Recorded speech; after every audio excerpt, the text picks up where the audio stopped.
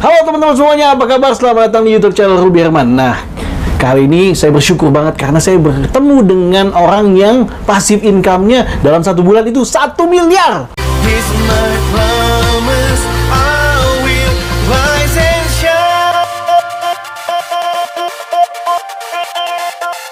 Hai teman-teman, selamat datang di YouTube channel Ruby Herman. Sebelum kita nonton, jangan lupa untuk subscribe ya, karena subscribe itu gratis.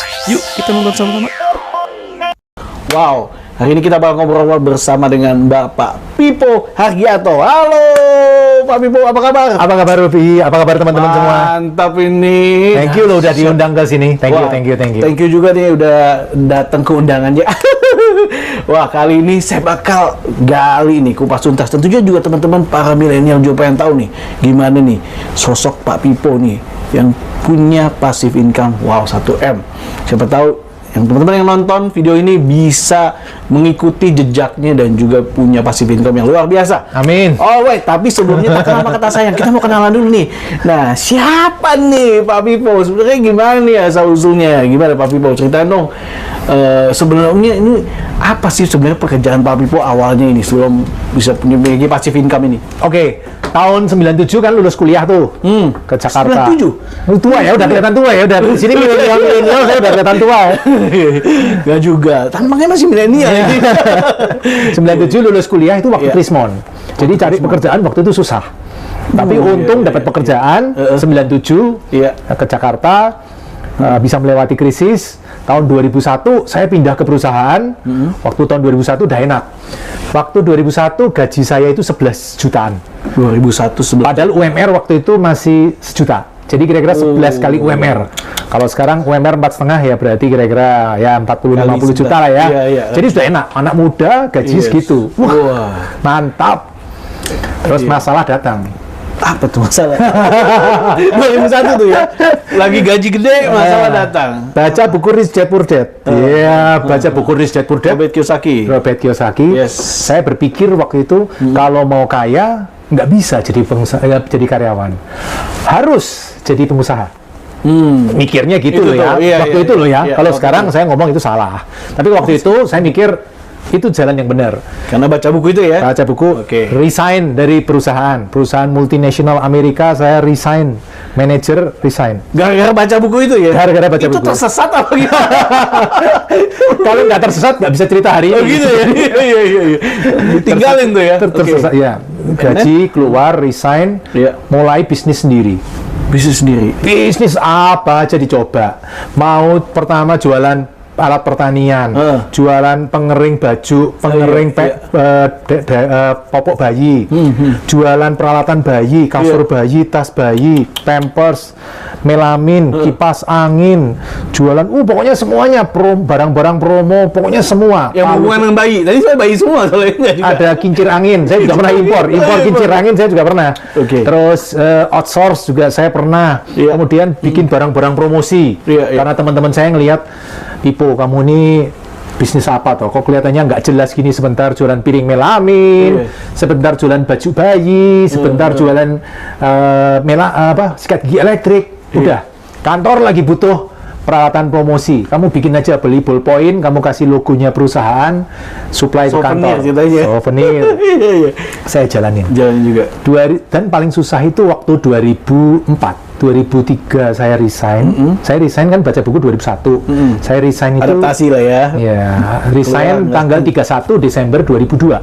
Oh, Jadi 16 Januari 2003 saya mulai bisnis sendiri. Itu umur tahun 2003 32. Masih milenial tuh. 32 zamannya itu ya.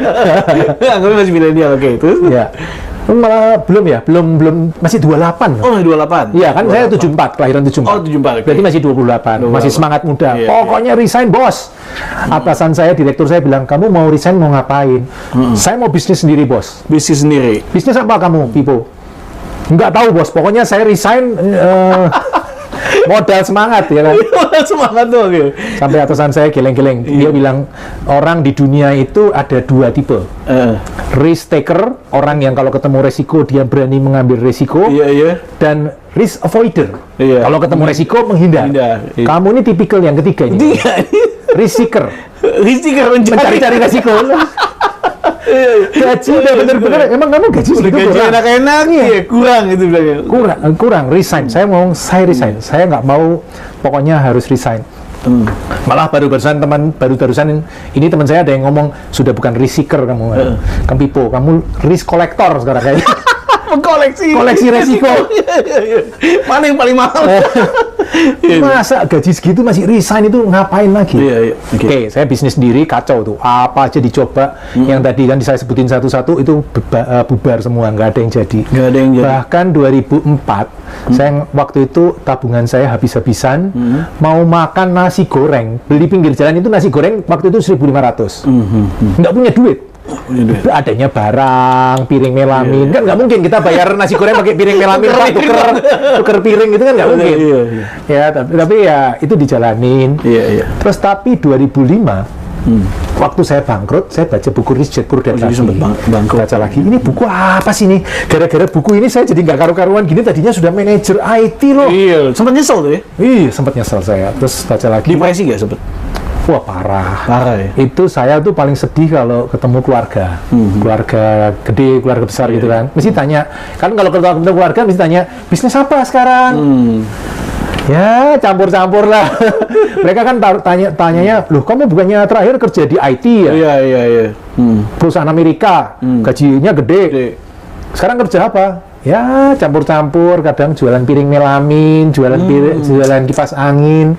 Kalau ngeluarin kartu nama, dulu keluar kartu namanya, perusahaan Amerika, lumayan. Sekarang kartunya kecil, jelek gitu kan. Pak, lu gak ada gitu. Iya, Pak, lu gak ada. Apa lu mau, gue ada. Tapi itu parah itu. Menurut saya salah langkah. Kalau saya sekarang ditanya, saya selalu ngomong itu konyol sekali. Makanya kalau ada teman-teman sekarang yang mau resign, kalau ketemu saya, Pipo, aku pengen bisnis kayak kamu. Aku mau resign dari perusahaanku. Saya selalu tanya, kamu gaji berapa? Gajinya misalnya 8 juta, 10 juta. Saya ngomong, yakinin bener loh. Jangan kamu pikir motivator ngomong, wah bisnis di luar itu gampang. Enggak, percaya saya. Itu ngomongannya motivator itu belum tentu benar. Aku sudah buktiin. Betul. 2003 sampai 2005 parah. Mau beli nasi goreng aja nggak punya duit. Iya. Down gitu ya. Baca buku Rich Dad Poor Dad lagi, ternyata buku Rich Dad Poor Dad tidak mengajarkan orang bisnis sendiri. Salah kalau ada orang yang ngomong, saya bisnis sendiri karena baca buku Rich Dad Poor Dad. Rich Dad Poor Dad itu isinya passive income. Di buku itu dicontohin si Robert Kiyosaki beli rumah, kemudian rumahnya disewain, sewanya lebih besar dari angsuran. Prinsipnya cuma itu. Itu sebenarnya simpel itu doang yang dilakukan oleh Robert Kiyosaki. Robert Kiyosaki tidak mengajarkan orang bisnis sendiri. Bahkan kalau ngomong bisnis sendiri, ESBI, employee, self-employed, business owner, investor. Itu kan kiri sama kanan dia bilang. Kamu kalau karyawan, buka toko sendiri, itu tetap di kiri lagi, sama aja itu malah tetap di kiri aja ya, muter-muter di sini aja terus. Kamu harus bergerak ke kanan. Nah, itu prinsipnya. Nah, 2005 saya menyadari itu, terus saya pikir coba saya mau cari properti. 2005 nyari properti seperti yang di buku Rich Dad Poor Dad. Tujuannya pengen disewain tadi. Iya, persis, pokoknya contoh aja, nggak usah susah-susah. Nah, contoh. Kemudian saya nyari rumah sewa, ternyata saya tidak menemukan di Indonesia rumah sewa yang income-nya lebih besar dari angsuran. Saya nggak ketemu. Nggak tahu nanti kalau Ruby ada yang ketemu atau teman-teman ada yang ketemu, saya kasih tahu. Saya tidak ketemu. Rata-rata income rumah di Indonesia sewa itu cuma 2%. Masih kalah lah ya sama. 2-3%. 2-3% ya. Mentok 5 udah hebat banget lah. 5 udah dimodif. Wow, itu hebat itu. Sementara bunga berapa? Jauh di atas itu. 6%, 7%, 8%. Bahkan rata-rata bunga di Indonesia mungkin 10%. Jadi lawan bunganya aja belum menang, apalagi ngelawan pokok utangnya. Nggak ketemu saya. Terus akhirnya saya mikir, kalau rumah sewa nggak bisa, waktu jemput mantan pacar yang selalu jadi istri, dia kan ngekos di Karet situ. Terus saya mikir, oh kalau rumah sewa nggak bisa, mungkin kos-kosan atau kontrakan bisa kali ya. Nah, hitung-hitung lagi nih. Ya, hitung-hitung lagi ya kan. Yes. Ternyata bisa loh. Saya cari, nemu saya. Di Karawaci, 2005 saya nemu di Karawaci, di Perumnas Karawaci, Perumnas, tapi itu modelnya kontrakan. Kontrakan, 20 pintu. Satu pintunya 550.000 sebulan. Jadi income-nya 20 pintu kali 550, 11 juta. Properti itu harganya dijual 550 juta. Oh, zaman itu ya. Jadi income-nya 11 juta, tapi dijual 550. Angsuran kalau 550, ya kira-kira 7 juta lah. Sehingga kita bayar 7 juta ke bank, tapi kita bisa dapat 11 juta. Enak kan? 4 jutaan masih spare ya? Ya, dapat properti. Saya pikir berarti bisa jalan ya, Robert Kiyosaki itu bisa jalan di Indonesia ya. Iya. Saya kejar properti itu. Oke, saya mau spesifik nih, kan ada DP. Ya, terus udah gitu waktu itu kondisinya waktu itu kerja atau nggak kerja? Nah, saya akan cecer nih. Waktu itu saya kan kerjanya serabutan, nggak jelas. Iya. Ke bank. Saya masih ingat bank yang sekarang warnanya kuning lah. Dulu warnanya merah, sekarang warnanya kuning logonya. Datang nih ke bank, Saya bilang, bang, saya mau beli ini nih, 550 juta. Iya. Pasti ditanya dong, yuk kerja apa? Iya. Kerja pengusaha. Gagal. Walaupun pengusaha nggak jelas, tapi pengusaha. Itu DP-nya 100 juta, Pak. Iya, itu masih 20-30% lah dulu ya. Saya mikir, makan nasi goreng 1.500 saja nggak punya duit. Apalagi 100 juta DP. Gimana gitu ya? Gimana caranya? Enggak jadi beli. Lewat akhirnya. Opportunity itu lewat. Syaratnya lah ya. Jadi 2001 sampai 2005 saya belajar passive income. Sekarang 2005 sampai 2008 saya belajar tentang DP 0. Cari ikut seminar, dari seminar ke seminar, semua seminar datengin. DP 0 semua datengin semua. Mau seminar properti, seminar keuangan, seminar marketing, semua datengin semua. Sampai 2008 saya ketemu, oh ternyata DP 0 itu cuma gini doang ya. Februari 2008 di GTEC Mangga 2 saya ketemu. 5 menit saya paham, DP 0 saya paham. Sekarang ilmunya udah lengkap nih. Passive income ada, DP 0 ada. Datang ke bank, cari properti, cari lagi. Februari ikut seminar, Mei, kurang lebih Mei, Juni gitu saya dapat properti pertama. Terus saya ngerti DP 0, saya jalanin DP 0. Saya udah hitung properti itu harganya 900 juta. 3 ruko, 3 lantai, 900 juta. Wow, dari mana tadi? Dan Mogot, Tangerang. Oke. Ya.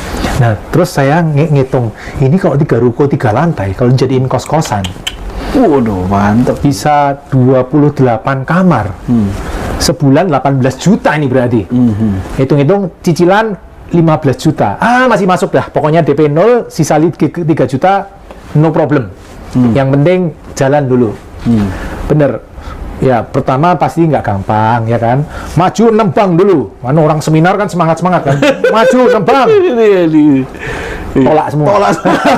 Ini fundamentalnya kan. Tolak semua, Belajar lagi caranya ngerapiin gimana. Maju lagi 14 bank. Udah diomel-omelin tuh sama yang penjual. Penjualnya ngomong, Pak Pipo gimana nih? Katanya sebulan mau dicairin. Ini sudah sebulan lebih nggak cair-cair. Nggak cair-cair. Aduh, minta maaf Pak, Bu. Ini saya nggak punya uang, saya lagi. Tapi sempat booking. Kasih tanda jadi 10 juta. 10 juta. Jadi 10 juta, ya kan? Udah kunci. Pasti pakai mata nasi goreng berapa tahun tuh? Udah puasa nasi goreng. 10 juta, bayar. Udah ditolak 6 bank, maju lagi 14 bank. Dari 14 bank ada 3 yang oke. 3 udah cukup. 3 yang oke. Salah satu bank menilai bahwa properti ini under value. Harganya 1,5 M. Jadi properti ini bisa dibiayain 1,2, 80%. Jadi beresin 900 bayar, 250 buat renov, 50 buat 3 bulan pertama angsuran. 3 bulan full 18 juta, cicilan 15 beres. Itu properti pertama.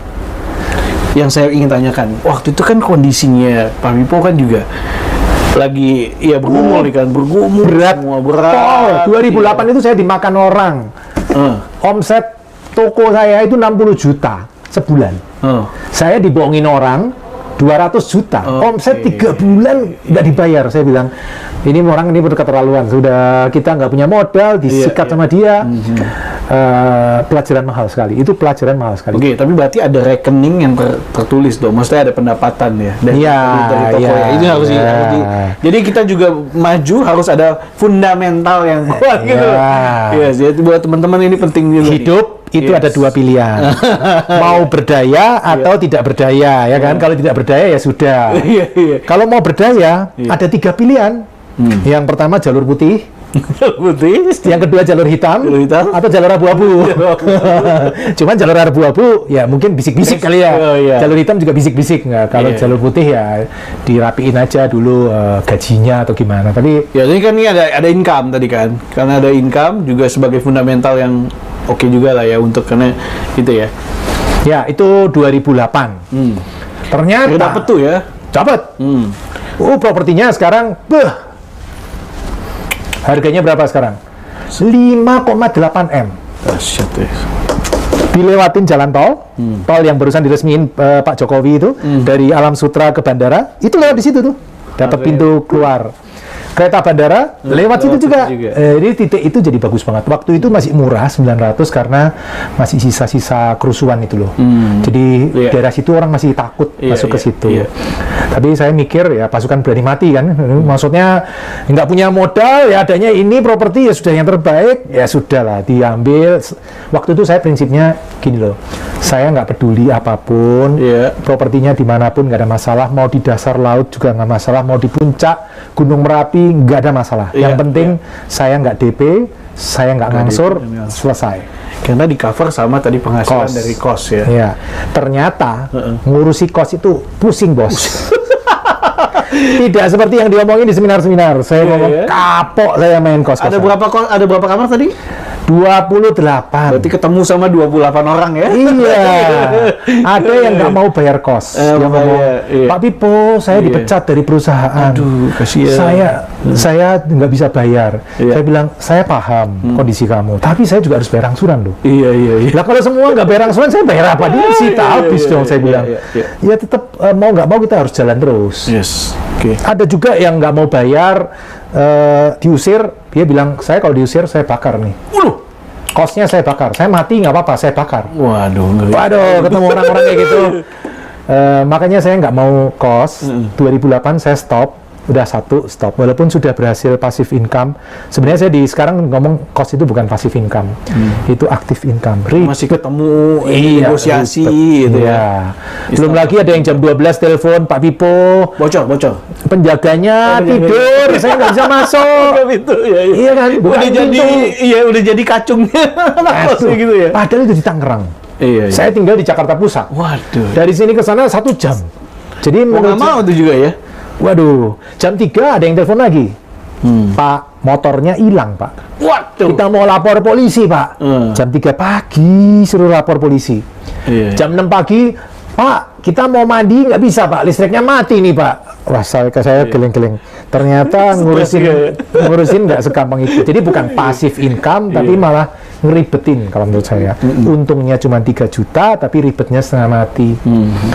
Makanya 2009 saya pindah jalur lagi nih. Jadi dari 2001, 2003, 2005, 2008, sekarang 2009 pindah jalur. Udah nggak mau kos.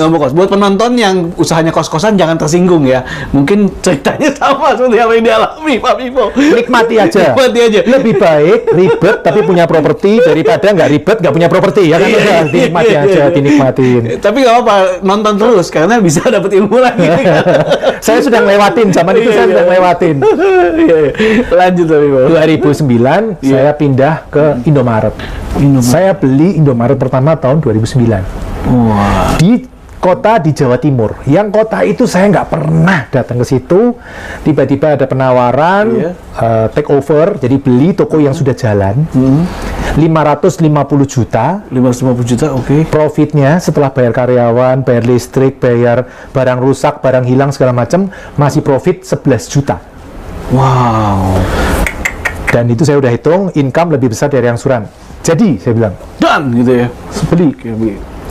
Dan ternyata hasilnya Indomaret deliver bukan cuma 11. Bisa 13 juta. Padahal saya nggak pernah ke toko itu loh. Dan saya nggak lihat toko itu loh. Beli nggak lihat toko? Nggak lihat, bayar, ya kan? Saya udah sebelumnya udah nanya-nanya orang dulu, bukannya beli terus orang gini. Maksudnya saya udah cek dulu ke teman-teman yang sudah main Indomaret. Waktu itu kan ada beberapa yang sudah mulai bergerak ke Indomaret. Saya bilang, ya udah ikut, nggak ribet, beli toko yang sudah jalan. Saya masih ingat tuh tanda tangannya kontrak di Jogja tahun 2009 Desember. Kemudian beli toko yang pertama Jawa Timur. Padahal saya nggak pernah ke toko itu. Jalan. 2010 beli 2 toko langsung. Nggak punya duit, beli. Sama ya, bank perbankan ya. 100% full finance.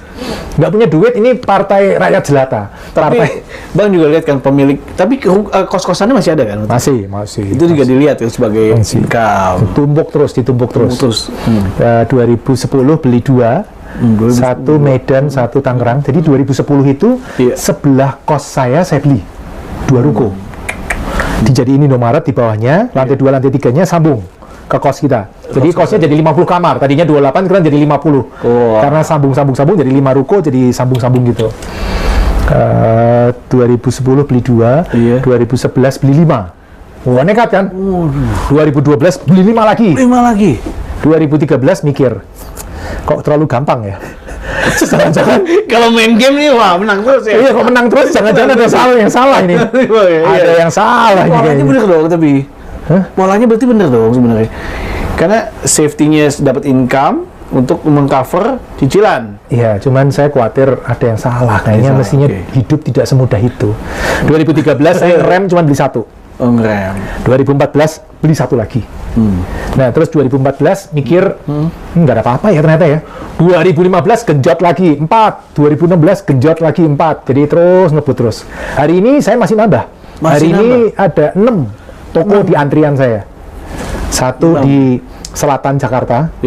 Ini saya beli tanah 300 juta. 500 meter, bangunnya 800, jadi 1,1 modal 1,1 M. Yang 3 di Tangerang. Saya favorit Tangerang dari dulu. Saya nggak tahu ya, hokinya di situ kali ya. Tangerang. Terus ada di Tangsel 1. Terus ada 1 lagi di daerah Lebak sana. Jadi ada 6. Sekarang saya lagi bangun 6. Jadi saya masih ngebut terus. Saya sharing ke teman-teman gini bukan berarti saya nggak nambah loh. Saya nambah. Dan masih mau nambah lagi? Masih nambah terus. Karena menurut saya minimarket masih bagus. Cuman gini, Ruby, sama-sama fair lah, ya kan? Saya seneng sharing seperti ini, tapi syaratnya 1, Ruby. Apa tuh syaratnya? Jangan buka minimarket di sebelah minimarket saya. Oh iya, catat. Tapi susah nih listnya, nggak tahu. Tanya dulu, ketok dulu. Ini punya Pak Bimo bukan ya? Kayak tadi siang ada yang cerita ke saya. Kan saya ngupload foto saya tuh di grup komunitas saya. Saya punya komunitas. Saya upload grup di grup. Ini toko saya beli tahun 2019. 2,1 M. Cicilannya 28 juta, 100% dibiayain bank. 100% dibiayain bank, cicilan 28. Toko ini income-nya 50 juta. Nggak percaya, ini fotonya, saya tempelin. Langsung ada yang ngomong, loh itu kan sebelahnya kantor saya, Pak. Dia langsung bilang gitu, kantor saya di sebelahnya toko itu, Pak. Saya tahu itu. Terus langsung saya japri, emang kamu di mana? Di kota X. Bener dia ngomong bener. Dia emang itu tokonya di situ. Saya bilang, bener, jangan ditempel loh ya, itu toko saya itu. Tapi kan juga sesama, itu kan ada jangkauannya kan. Saya nggak perlu khawatir sebenarnya. Nggak boleh gitu juga kan. Saya belum sama dia, saya tahu izin kabupaten itu tertutup. Toko-toko saya di daerah yang izinnya tertutup, top. Karena kompetitor nggak ada. Udah dibatesin. Makanya kalau pemerintah mempersulit izin, toko-toko saya bagus. Saya dukung, bupatinya saya dukung. Tapi menurut saya minimarket masih bagus, Rup. Pak, tapi kalau Bapak merasa, oh ya bisnis Bapak bagus, Pak Pipo bagus. Nah, kenapa Bapak mau sharing? Nah, itu banyak yang ngomong ke saya. Why? Pak Pipo, kamu kok sharing gini kenapa? Apa nggak takut nanti orang semua buka minimarket?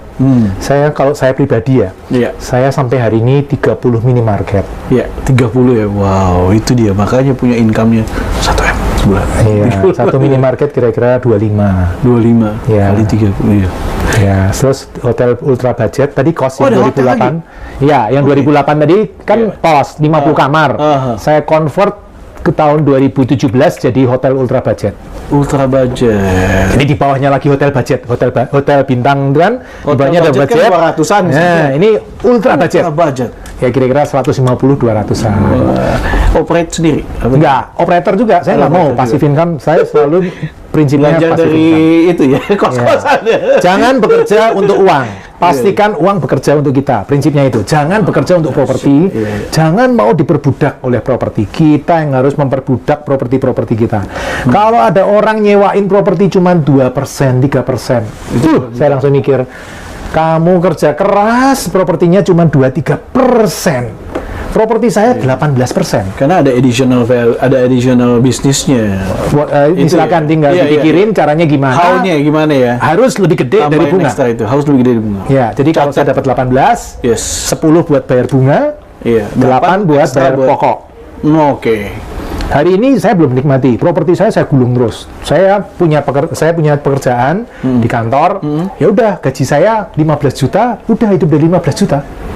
Tapi passive income gulung terus. Makanya banyak orang yang ngomong, gila ya kamu ya, aset segitu tapi mobil cuma jelek itu. Ini nanti apa nih penasaran nih? Kok penasaran nih? Apa nih?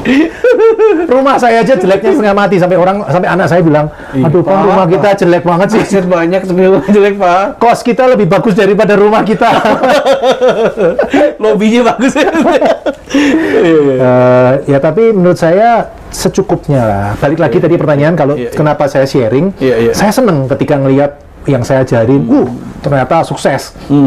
Kayak member di komunitas saya ada yang sampai punya 20 toko. 20 toko juga, mau nyaingin lagi 10 lagi. Baru setahun 2 tahun sudah 20 toko. Saya tahu polanya kali ya. Ya, dia bilang, kok kan saya lain, Pak Pipo dulu kan belajar sendiri, tahun 2001 sampai 2008 belajar sendiri semua. Pasti, nah ini kan saya tinggal copy paste Pak. Iya juga sih. Itu juga. Nggak apa-apa, selama tokonya nggak nempel toko saya nggak apa-apa, dah terserah. Iya. Saya senang ketika orang berhasil. Tadi juga ada yang WA saya, Pak Pipo, thank you ya, tokonya berkat advice Pak Pipo kita udah nego ulang dengan franchisor. Sekarang tokonya udah bagus, udah mulai plus. Tadinya minus jadi plus. Saya senang. Itu nggak bisa Pak Pipo juga sharing juga gitu. Bagaimana added value untuk meningkatkan income di toko juga ya? Iya. Karena kan ya berdasar pengalaman. Masalah itu paling minimarket, masalahnya cuma di sini-sini doang. Masalahnya cuma 3. Apa? Omset terlalu rendah. Oke, omset terlalu rendah. Gross margin terlalu rendah. Biaya terlalu tinggi. Oke. Udah. Itu yang di. Iya, saya kalau ngecek, kalau dokter kan pakai stetoskop. Saya ngeceknya cuma omset berapa. Segini. Itu sembuh. Udah, itu berarti omset no problem. Oke. Gross margin berapa? Segini, Pak. Oh, nggak masalah. Berarti problem kamu di biaya pasti biaya masalahnya. Dan biaya itu paling kalau gross margin kan emang kalau udah waralaba gitu udah ada standar gross margin. Ada standar, tapi kadang ada masalah. Misal barang itu kan beda-beda. Iya. Minyak goreng marginnya 0,1%. Minyak goreng itu sering promosi Pak ya. Makanya kalau ada orang beli minyak goreng saya sedih. Aduh, beli minyak goreng di tempat saya. Ada teman saya, apalagi mau Idul Fitri gini. Pasti. Pak Pipo ada promo minyak goreng nggak? Saya mau beli buat parcel. Jangan di toko saya. Beli di toko lain aja. Nah, terus tapi ada juga yang margin tinggi. Mungkin misalnya buah-buahan, es krim, itu kan marginnya lebih tinggi. Nah, kalau banyak orang beli minyak goreng, hancur toko itu pasti. Oke, karena tadi ya. Itu ya. Jadi gross marginnya anjlok dia langsung. Jadi makanya ya lama-lama tahu udah permainannya permainannya kayak gini-gini kan sudah kebaca lah lama-lama. Minimarket kan bisnisnya gitu-gitu doang. Tapi minimarket enak Enak ya. Saya hari ini punya nyebar. Saya tinggal di Jakarta. Saya ada 3 di Medan. 3 di Medan. 1 di Sulawesi. Yang paling pojok. Ini paling pojok dulu 1. Jawa Timur ada 5. Wow. Jogja 1. Jogjanya juga Jogja coret lah, bukan kota Jogja coret 40 kilo dari Jogja lah. Jawa Barat ada 5, sisanya di Banten, Jakarta cuma 1. Jakarta 1 di bawah kantor. Jadi kalau mau pulang, saya telepon ke istri, kamu mau titip apa? Beli beras, gitu kan. Nanti kan profitnya masuk kantong. Anak-anak mau beli Ultra nggak? Beli Ultra nggak? Beli Ultra. Es krim. Oh iya tuh, Vineta. Wah ada Vineta. Dapat duluan. Iya. Masih tinggal ambil duluan ya. Jadi enaknya gitu. Tapi intinya sebenarnya kalau teman-teman lihat, kuncinya dari ngobrol-ngobrol ini, sebenarnya yang saya lakukan itu saya pengen beli properti. Yes. Cuman saya nggak punya duit. Iya. Ya, Dan kan? ini caranya gini. Yes. Beli properti nggak pakai duit, pakai uang bank. Tapi kalau pakai uang bank kan mesti nyicil. Iya. Makanya saya harus ada bisnis di atasnya yang solid, defensif, krisis pun tetap kuat, pandemi pun malah kuat. Gini Rob, karena tujuan saya cari minimarket adalah meningkatkan income toko, income tanah itu. Oke. Intinya itu, biar bisa bayar angsuran. Udah, itu doang. Ya. Karena kalau disewakan, itu income-nya cuma 2-3%. Kalau dikoskan, ribet itu tadi. Ya, jadi nggak bisa, ya kan. Satu jalan saya mesti cari yang income-nya besar, nggak ribet, dan defensif. Maksudnya awet. Mau ke COVID pun awet. Saya waktu itu udah mikir, ini krisis pun akan awet. Iya, karena itu resikonya, waduh, ini banget ya. Kebetulan yang tadi kalau minimarket ini bisnisnya survive banget sekali, ya kan. Bagus, ya. Terus pengelolanya juga udah 30 tahun pengalaman, jadi mereka juga udah pinter lah ngalamin ini. Mereka udah ngalamin 97, ngalamin 2008, ngalamin sekarang ngalamin lagi, mereka sudah ngerti. Wow. Jadi saya pertimbangannya pilih itu. Waktu saya milih minimarket juga diketawain. Pipo milih minimarket. Minimarket itu bisnis orang tua, profitnya kecil. Mendingan bisnis kopi, profitnya gede. Pada ketawain saya bilang, ya nasib rakyat jelata. Bisanya cuma beli ini, yang penting angsuran ketutup. Udah selesai. Begitu krisis. Yang tertawa terakhir yang menang. Saya selalu prinsipnya, karena memang ini tujuannya masing-masing tujuannya beda ya. Kalau saya tujuannya kan untuk bayar angsuran. Kalau angsuran kan itu fix nilainya, nggak bisa turun. Jadi terpaksa saya cari yang profitnya nggak perlu gede, stabil ya. Yang penting stabil, bayar angsuran, selesai. Tapi prakteknya profitnya naik loh. Profitnya naik ya. 2009 saya beli minimarket pertama, profit 11 juta Rup. 2016 profit rata-rata toko saya udah 20. Wow. 2019 sudah 27 juta. 2020 turun 25 juta. Jadi orang bank turun loh ya. Dari 27 ke 25 loh ya, turun loh ya. Saya nggak bohong ya. Tapi saya masih bersyukur karena dulu saya settingnya di 10, 15. Jadi saya strateginya kan ngeset harga modalnya jangan lebih dari angsuran. Prinsip saya kan gitu, Rup.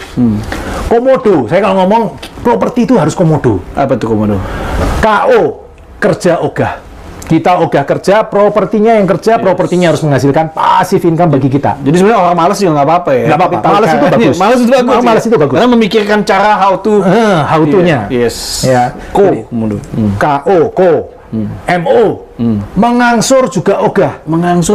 Kita nggak mau angsur, caranya gimana? Passive income-nya harus lebih gede dari angsuran. Terakhir, DO, komodo. DO, DP juga ogah. Kita nggak mau bayar DP, caranya gimana? Cari properti under value supaya DP-nya 0. Ketika 3 poin ini terpenuhi, saya yang 2008 bangkrut bisa, teman-teman, Ruby, semua orang, saya yakin bisa. Prinsipnya gampang. Komodo itu bolak-balik komodo. Tapi masih banyak yang nanya ke saya, Pak, mana ada properti komodo? Properti komodo itu ada, tapi mungkin nyarinya 1 dari 100. Harus rajin cari. Rajin cari. 100 kapan dapat propertinya, Pak? Kalau seminggu 2, berarti setahun 1 cukup. Nggak usah ngomong muluk-muluk. 1 cukup. Yang komodo 1. Tahun berikutnya 1 lagi. Udah nggak usah muluk-muluk. Tahun ketiga masa 1 lagi, ya lebih pinter dong. 2, dong. Tahun berikutnya 2, tahun berikutnya lebih pinter lagi 3. Terus gulung terus. Hari ini saya punya 40 properti passive income. 40 ya. Wow. Makanya 30 Indomaret, 40 ada macam-macam. Saya ada Indomaret 30, Hotel Ultra Budget 3, toko ban 1. Kenapa toko ban? Ya kebetulan ada toko ban franchise dan ternyata bagus, ya saya take over. Iseng nih saya. Iseng. Sebenarnya itu saya beli tanah 570 meter. Wah. 300 dibuat Indomaret, sisa 2 ruko. 2 ruko ini, sisa 200 meter saya bikin ruko. Nah ruko yang sini ini kebetulan dipakai toko ban bisa. Ya udah saya suruh jalanin toko ban.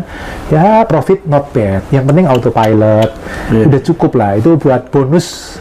Oke, terus ada ruko sewa 6. Ruko sewa saya udah mau jual tapi istri saya bilang nggak boleh. Dia bilang jangan, nanti kalau dijual nggak bisa beli lagi. Ya daripada kita tidur di luar, ya kan? Ya kan udah diikutin aja. Iya. Iya banyak. Iya, daripada tidur di luar, tidur di garasi itu kan repot juga. Malah kemarin saya baru sadar lagi saya ketambahan ada 2 kios. 2 kios. Jadi saya beli tahun 2019 saya beli Indomaret. Itu kebetulan 5 kios. 3-nya dipakai Indomaret, sebelah kiri kanannya kosong. Jadi ini sekarang saya sewain. Oke. Ya sementara masih cari penyewa, tapi nggak apa-apa, sudah ketutup income-nya dari Indomaretnya. Saya mau jual juga karena menurut hitungan saya itu dijual 300 juta bisa. Sementara kalau disewain paling 15 juta, 5%. Saya bilang mending saya bilang sama istri saya mending dijual lah saya. Dapat 300, saya muterin Indomaret 18%, ini disewain cuma 300. Iya. Janganlah, itu nanti nggak bisa beli lagi. Kalau cowok biasa agresif kita kan. Kalau cewek defensif. Bagus juga itu. Kombinasinya pas. Daripada ngeyel tidur di luar ya sudahlah. Ikut. Iya. Kalau kita kan Panglima. Dia tuh Pang 6. Oh, Pang 6. Lebih tinggi dari kita. Kita baru 5, dia udah 6. Stop, mundur. Mundur. Panglima tetap nggak bisa menang lawan Pang 6. Mundur lagi. Jadi ya sudah. Tapi menurut saya kalau disewakan sayang, Bro. Sayang ya. Saya sering lihat orang, Pak, saya beli apartemen 1M, Pak, cicilan 10 juta sebulan. Berarti setahun 120 juta. Terus kamu pakai buat apa? Saya pakai buat sewain ke orang, Pak. Dapat 50 juta sebulan, setahun. Terus saya bilang, 120 juta setahun kamu keluar angsuran, tapi kamu cuma dapat 50. Ya terus minus 70-nya gimana dong?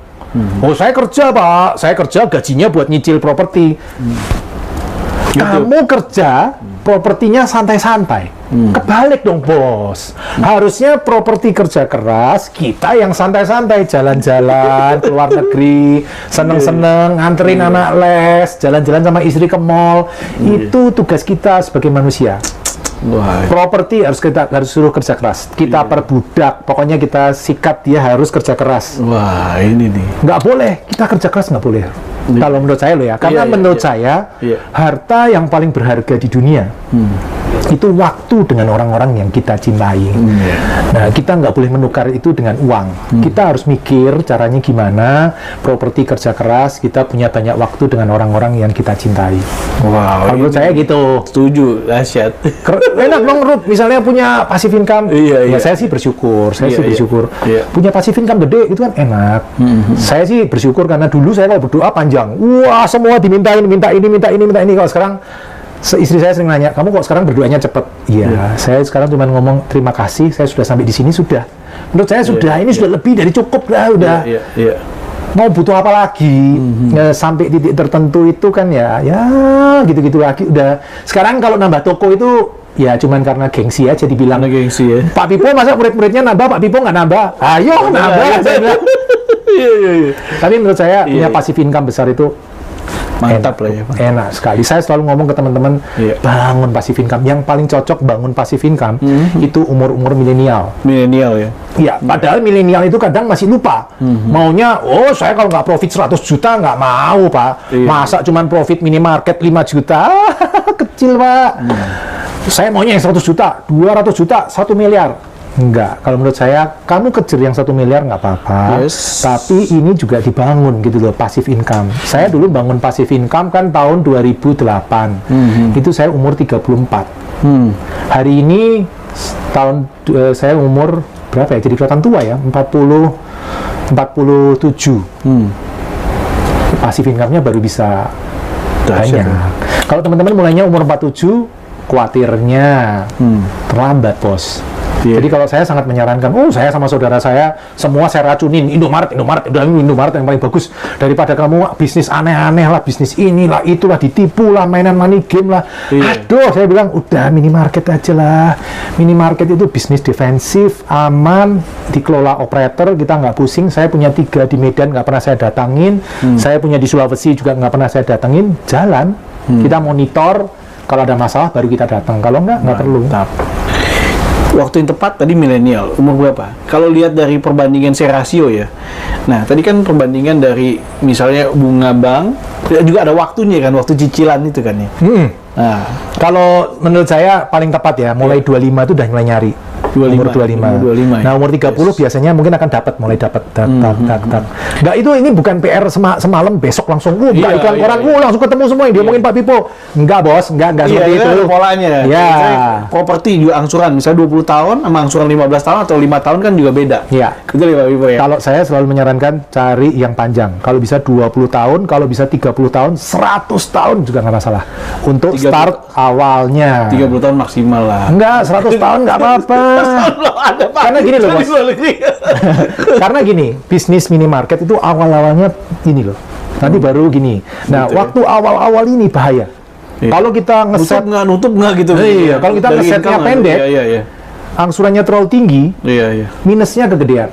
Tapi kalau kita jangka panjang, angsurannya tipis, lebih aman. Minus kalaupun minus, amit-amit kalau minus ya. Tapi seandainya minus pun masih aman. Nah, nanti dengan berjalannya waktu, tak udah mulai profit. Misalnya tahun ketiga, tahun keempat sudah mulai ngelewatin angsuran. Kalau mau pelunasan, pindah bank. Bang, yang ini 100 tahun nih kelamaan ini. Sekarang aku ngitung bisa 10 tahun. Pindahin. Pak, kena penalti Pak 1%. Bayar 1% daripada jantungnya copot. 1% mah bayar. Jantung kita ini mahal, nggak bisa diganti. Bayar. Kalau saya prinsipnya seperti itu. Lebih baik hidup itu yang aman-aman aja, santai-santai aja. Jangan deg-degan. Ingat, jantung cuma satu. Jangan sampai copot. Itu jantungnya mahal itu. Betul. Jadi kata-kata berapa tahun nih Pak? Kalau kita ngomong teori ya, 10, ambil 10, rata-rata saya lunas 7 tahun, karena dia nanti naik dengan berjalannya waktu, profitnya. Jadi income nambah, ya tembak gitu ya, income di project tersebut ya, atau di minimarket tersebut ya. Nah, Pak Pipo, kayaknya ini payback time ya, jadi Pak Pipo juga membangun komunitas. Apa sih komunitas apa yang Pak Pipo bangun sih? Kita punya komunitas, saya ngumpulin ada sekitar sekarang ada 1.600 orang. 1.600, berarti ini bisa 1.600 ini market juga. Mereka udah banyak punya properti minimarket, saya senang sekali.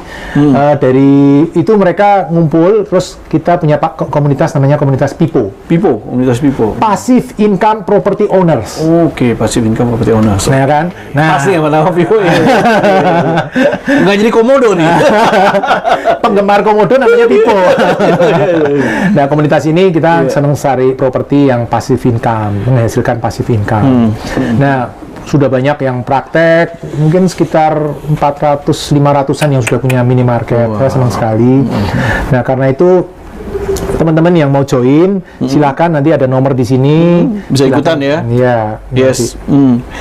Bisa ikutan, punya passive income property owner tadi ya. Jadi punya passive income dari properti dan jadi pemilik properti nih. Pasti buat generasi muda keren punya properti.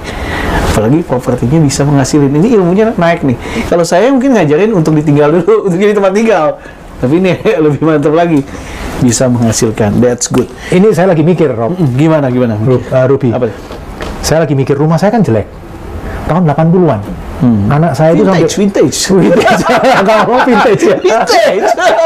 Sekarang banyak loh yang neko vintage. Iya, oke. Saya lagi mikir nih. Kayaknya udah waktunya saya ambrukin juga nih rumah saya. Tapi saya lagi mikir. Jadi apa? Caranya gimana supaya saya nggak keluar duit juga? Saya lagi mikir nih. Ya, polanya kan udah ada dong. Planningnya ya, kayaknya planningnya lantai 1, lantai 2, lantai 3 dipakai hotel ultra budget. Saya penthouse-nya aja. Nanti tinggal kasih lift. Saya udah ngitung, kira-kira income 60 juta, renov saya butuh cicilan 40 juta. Jadi saya mikirnya kayak gitu. Nggak pakai duit. Amin. Pokoknya kita tugasnya mikir caranya gimana supaya bisa.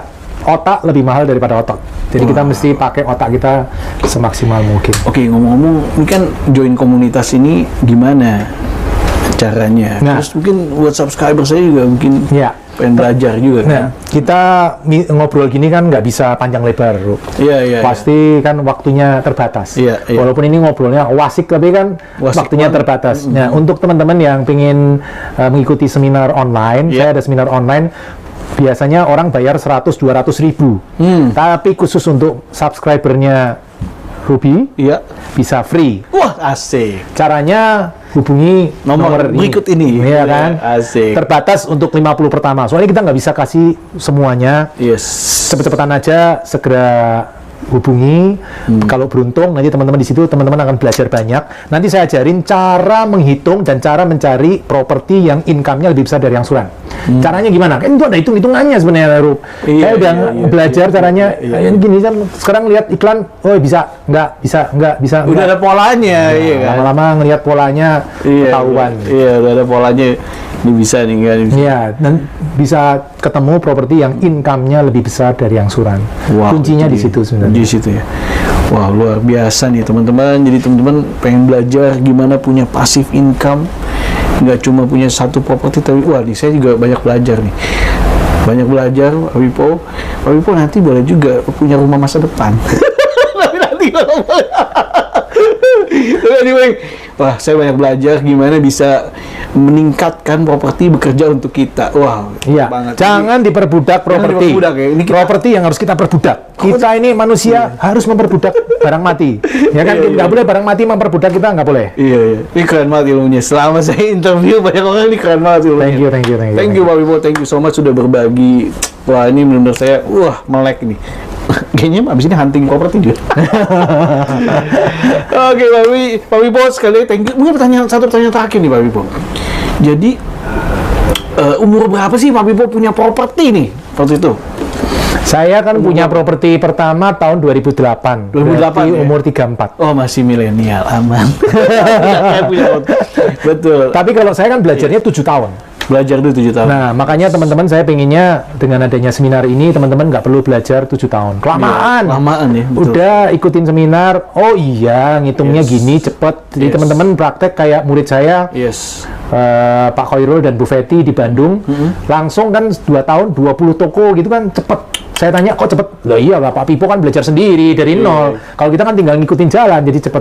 Karena kita butuh mentor ya. Nah, saya seneng ketika sukses gitu sama. Propertinya beli di mana terserah ya. Terserah. Saya selalu ngomong, belum tentu di Jakarta loh. Saya aja punya properti di Medan, di Sulawesi, nggak ada masalah kok. Terus enaknya properti kan gitu. Ada autopilot, yang kuncinya autopilot. Wow, luar biasa. Teman-teman, nggak berasa nih ngobrol udah hampir 1 jam nih. Ini seru banget gitu ya. Tapi teman-teman saya rasa bisa merasakan energinya ya kan, karena ini masih ada peluang yang luar biasa untuk memiliki properti menjadi pasif ya, income property owner ya, komunitas Pipo ya. Sekali lagi buat teman-teman yang mau bergabung di komunitas Pipo ini ya kan, jangan lupa untuk daftarnya di sini. Tadi dikasih gratis lagi ya? Khusus untuk Bapak 50 ya, Pak? Iya, khusus 50 aja ya. Kalau udah 51 bayar. Oke. Makanya cepet-cepetan. Langsung cepet-cepetan dan juga secepatnya langsung ada acara bersama komunitas. Sekali lagi Pak Pipo, thank you so much udah Thank you Ruby, thank you. Makin mantap tentunya, ini menggaungkan ya ekonomi kan.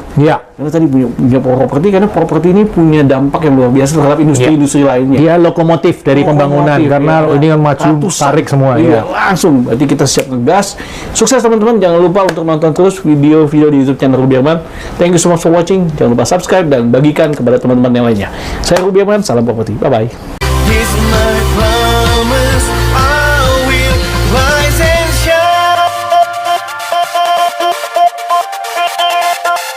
Hai teman-teman, selamat datang di YouTube channel Ruby Arman. Sebelum kita nonton, jangan lupa untuk subscribe ya, karena subscribe itu gratis. Yuk kita nonton sama-sama.